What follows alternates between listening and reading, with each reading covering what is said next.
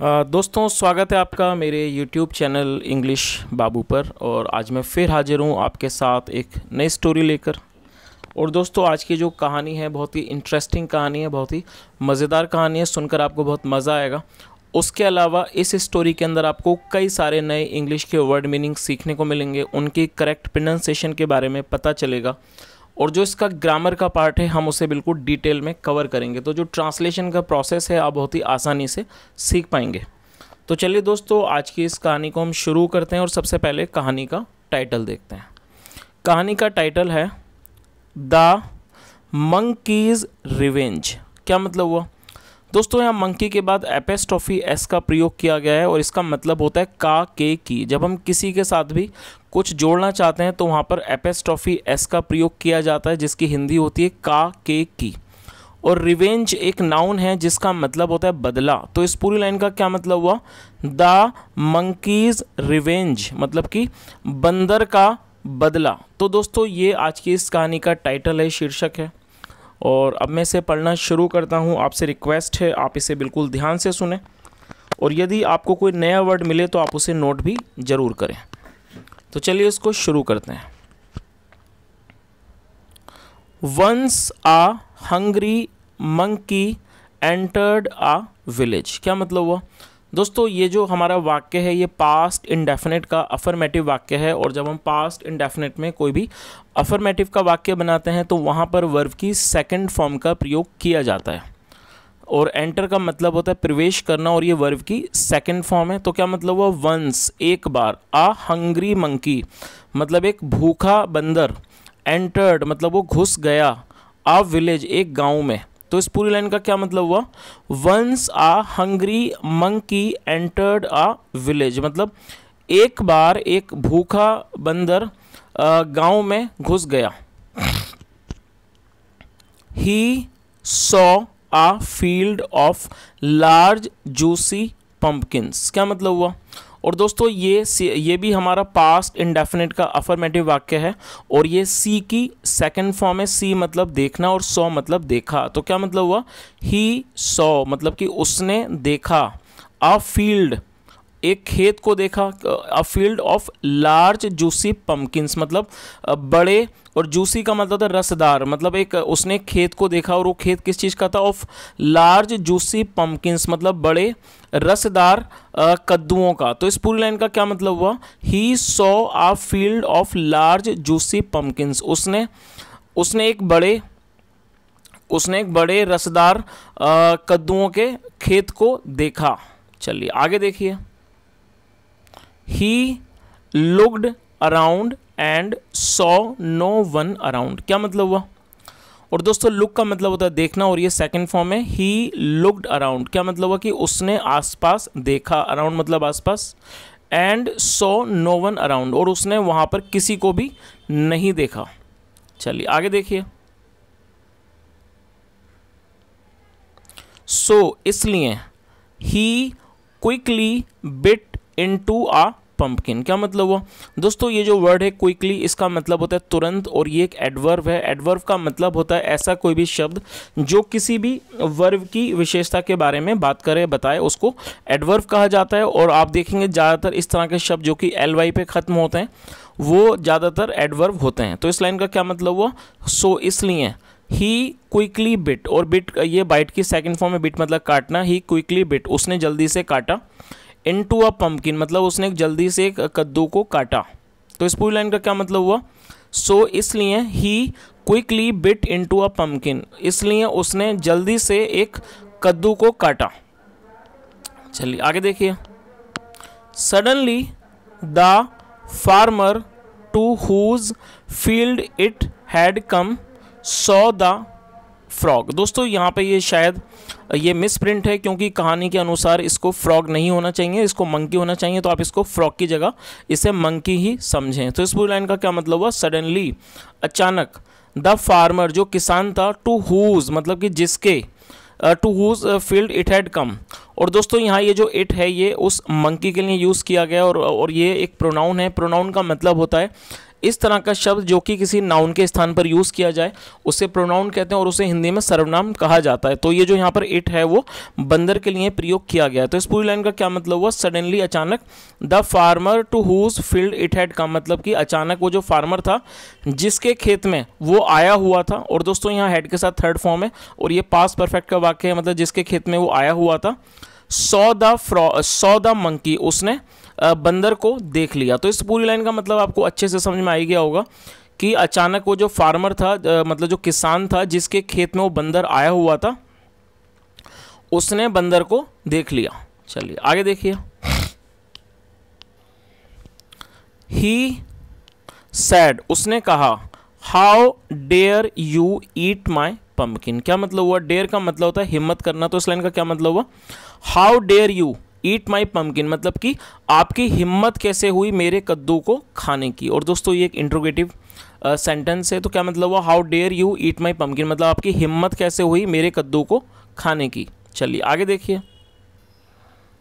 Sir I was very hungry, क्या मतलब हुआ? और दोस्तों ये जो हमारा वाक्य है ये सिंपल पास्ट का वाक्य है। और सिंपल पास्ट का मतलब होता है जब आप किसी भी वाक्य में वॉज या वर का प्रयोग करके वाक्य को बनाते हैं और साथ में कोई भी नाउन एडजेक्टिव को यूज़ करते हैं। और जब आप किसी भी प्रकार की वर्ब का प्रयोग नहीं करते हैं तो जो इस तरह का वाक्य है वो सिंपल पास्ट का वाक्य कहलाता है। और ये जो हंग्री है वो एडजेक्टिव है जिसका मतलब होता है भूखा। तो इस लाइन का क्या मतलब हुआ? सर, मतलब कि श्रीमान। आई वॉज वेरी हंग्री, मतलब मैं बहुत भूखा था। I ate just one of them, क्या मतलब हुआ? और दोस्तों आप इस वर्ड को नोट कर सकते हैं, ये ईट की सेकंड फॉर्म है एट। मतलब क्या हुआ इस लाइन का? आई एट, मैंने खाया। जस्ट वन ऑफ देम, सिर्फ उनमें से एक को। वन ऑफ देम, उनमें से एक को। तो इस पूरी लाइन का क्या मतलब हुआ? I ate just one of them, मतलब मैंने उनमें से सिर्फ एक को खाया। But the farmer was very angry. और दोस्तों ये भी हमारा सिंपल पास्ट का वाक्य है जहाँ पर सिर्फ एडजेक्टिव को यूज़ करके वाक्य को बनाया गया। तो लाइन का क्या मतलब हुआ? But the farmer was very angry, लेकिन जो किसान था वो बहुत ज़्यादा क्रोधित था, मतलब बहुत ज़्यादा नाराज़ था, गुस्से में था। ही टुक आ मैच बॉक्स, और ये टेक की सेकंड फॉर्म में क्या मतलब? ही टुक ए मैच बॉक्स, उसने एक माचिस ली। And lit the monkey's tail, और यहाँ ये भी मंकी के बाद एपेस्ट्रोफी एस का प्रयोग किया गया, मतलब मंकी की, मतलब बंदर की, और टेल का मतलब होता है पूंछ, और ये एक नाउन है। और दोस्तों ये जो वर्ड है लिट, ये लाइट की सेकंड फॉर्म में लिट मतलब जलाना। तो क्या मतलब हुआ? ही टुक ए मैच बॉक्स, उसने एक माचिस ली। And lit the monkey's tail, और बंदर की पूंछ को जला दिया। चलिए आगे देखिए। The monkey's tail was on fire and he was in pain, क्या मतलब हुआ? द मंकीज, और दोस्तों यहाँ भी एपेस्ट्रोफी एस का प्रयोग किया गया जिसका मतलब है काके की। तो द मंकीज टेल मतलब कि बंदर की पूंछ, वॉज ऑन फायर मतलब वो आग में थी। And he was in pen, और वो दर्द में था। तो इस पूरी लाइन का क्या मतलब हुआ? The monkey's tail was on fire and he was in pain, मतलब कि बंदर की जो पूंछ थी वो आग में थी और वो दर्द में था। चलिए आगे देखिए। नाउ, अब, द मंकी वॉज एंग्री, क्या मतलब हुआ? कि अब जो मंकी था, बंदर था, वॉज एंग्री, वो गुस्से में था। You have punished me just for eating one pumpkin, क्या मतलब हुआ? और दोस्तों ये जो हमारा वाक्य है यू हैव पनिश्ड मी, ये प्रेजेंट परफेक्ट का वाक्य है। प्रेजेंट परफेक्ट का मतलब होता है जब आप कोई भी ऐसा वाक्य बनाएं जहां पर आप ये शो करना चाहते हैं कि वर्तमान में कोई क्रिया पूरी हो चुकी है, तो इस तरह का जो वाक्य है वो प्रेजेंट परफेक्ट का वाक्य कहलाता है। और वहां पर हैज़ या हैव का प्रयोग किया जाता है हेल्पिंग वर्ब के रूप में, और साथ में वर्ब की थर्ड फॉर्म का प्रयोग किया जाता है। और पनिश का मतलब होता है किसी को सजा देना, दंड देना, दंडित करना। और जब आपका सब्जेक्ट कोई भी प्लूरल नाउन होता है या फिर वी यू दे या फिर प्लूरल नाउन होता है तो उसके साथ हैव का प्रयोग किया जाता है। तो यहाँ पर सब्जेक्ट यू है, यू के साथ हैव का प्रयोग किया गया है। तो इस लाइन का क्या मतलब हुआ? यू हैव पनिश्ड मी, मतलब आपने मुझे सजा दी है, या कह सकते हैं आपने मुझे दंडित किया है। Just for eating one pumpkin, सिर्फ एक कद्दू खाने के लिए। तो इस पूरी लाइन का क्या मतलब हुआ? जो now the monkey was angry मतलब कि जो बंदर था वो गुस्से में था। You have punished me just for eating one pumpkin, मतलब आपने मुझे सिर्फ एक कद्दू को खाने की सजा दी है। नाउ, अब, इट्स माई टर्न, और टर्न का मतलब होता है बारी। नाउ इट्स माई टर्न, अब मेरी बारी है। टू टेक रिवेंज, और दोस्तों आप इस वर्ड को नोट कर सकते हैं, रिवेंज ये एक नाउन है, और जब आप इसको वर्ब के रूप में प्रयोग करना चाहते हैं तो आपको टेक का यूज़ करना होगा। टेक मतलब लेना, टेक रिवेंज मतलब बदला लेना। तो इस पूरी लाइन का क्या मतलब हुआ? नाउ इट्स माई टर्न, अब मेरी बारी है टू टेक रिवेंज, बदला लेने की। तो पूरी लाइन का क्या मतलब हुआ कि now it's my turn to take revenge, मतलब अब मेरी बारी है बदला लेने की। चलिए आगे देखिए। The monkey went to the wheat field that belonged to the same farmer, क्या मतलब हुआ? और दोस्तों ये हमारी गो की सेकंड फॉर्म है, गो मतलब जाना, और ये सेकंड फॉर्म है वेंट मतलब गया। तो क्या मतलब हुआ? द मंकी वेंट, बंदर गया, to the wheat field, wheat का मतलब है गेहूँ, व्हीट फील्ड मतलब गेहूँ के खेत में। दैट बिलोंग्ड, और बिलोंग का मतलब होता है किसी से संबंधित होना। दैट बिलोंग्ड मतलब कि जो संबंधित थी किससे? टू द सेम फार्मर, उसी किसान से। तो इस पूरी लाइन का क्या मतलब हुआ? The monkey went to the wheat field that belonged to the same farmer, मतलब कि जो बंदर था वो गेहूं के खेत में गया। That belong to the same farmer मतलब जो उसी किसान का था, मतलब। तो इस लाइन का मतलब समझ में आ गया होगा कि जो बंदर था वो गेहूं के खेत में चला गया, और वो जो गेहूं का जो खेत था वो उसी किसान का था। चलिए आगे देखिए। The monkey jumped around the field, jump का मतलब है कूदना। तो क्या मतलब हुआ? The monkey jumped around the field, ये जो बंदर था वो कूदा, अराउंड द फील्ड मतलब खेतों के आसपास कूदा। With his burning tail, with his burning tail मतलब अपनी जलती हुई पूंछ के साथ, या जलती हुई पूंछ से। तो इस पूरी लाइन का क्या मतलब हुआ? The monkey jumped around the field with his burning tail, जो बंदर था वो उस खेत में आसपास मतलब कूदने लगा, कूदा अपनी जलती हुई पूंछ के साथ। और दोस्तों यहाँ पर आप इस चित्र को भी देख सकते हैं कि ये जो फार्मर है, ये फार्मर है, और यहाँ पर ये जो गेहूं का खेत है उस किसान का, और ये जो बंदर है वो जिसकी पूंछ में आग लग रही है वो इधर उधर भाग रहा है, कूद रहा है। चलिए आगे देखिए। All the ripe crop cot fire, क्या मतलब हुआ? और दोस्तों आप इस वर्ड को नोट कर सकते हैं, RIPE राइप, और ये एक एडजेक्टिव है जिसका मतलब होता है पका हुआ। तो क्या मतलब हुआ? ऑल द राइप क्रॉप मतलब सारी पकी हुई फसल, कॉट फायर उसने आग पकड़ ली, एंड सून और जल्दी ही, everything was turned to ashes, turn to ashes का मतलब राख में बदल जाना, और सब कुछ जो था वो राख में बदल गया। तो इस पूरी लाइन का क्या मतलब हुआ कि all the ripe crop cot fire मतलब जो सारी जो तैयार फसल थी, या कह सकते हैं जो पकी हुई फसल थी, कॉट फायर उसने आग पकड़ ली, एंड सून और जल्दी ही, everything was turn to ashes और जल्दी ही सब कुछ राख में बदल गया। द फार्मर थॉट, और दोस्तों ये थिंक की सेकंड फॉर्म है, थिंक मतलब सोचना और थॉट मतलब सोचा। तो क्या मतलब है इस लाइन का? द फार्मर थॉट, किसान ने सोचा, ओ आई विश मतलब कि मैं ऐसी इच्छा करता हूँ या मैं चाहता हूँ, आई विश आई हैड फॉरगिवन मतलब मैंने उसे माफ़ कर दिया होता, द मंकीज़ स्मॉल सिन उस बंदर के छोटे से पाप को।